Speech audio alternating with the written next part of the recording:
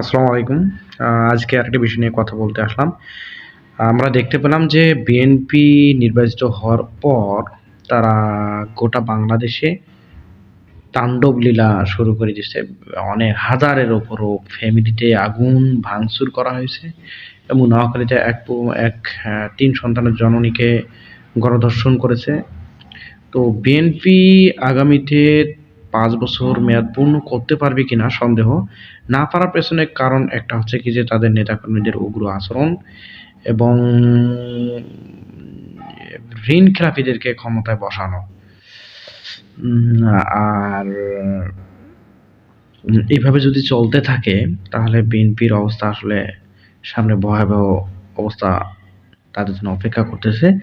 আরেকটা বিষয় হচ্ছে আমি একটা নিউজ দেখলাম যে আর প্রবাসীরা তাদের হচ্ছে রেমিট্যান্স পাঠানো বা বন্ধের ঘোষণা দিয়ে দিছে। আরেকটা ব্যাপার হচ্ছে কি এরকম বিএনপির তাণ্ডব লীলায় জামাত আমিরের দেখলাম যে ঘোষণা হচ্ছে কি যে তাদের নেতাকর্মী যেন সেখানে যায় এবং তাদের উদ্ধার কাজ করে এবং তাদের পুনর্বাসনমূলক কাজ করে। তাদের প্রবলেমগুলো সলভ করে এবং তথ্য বা ডাটাগুলো তারা সংগ্রহ করে রাখে।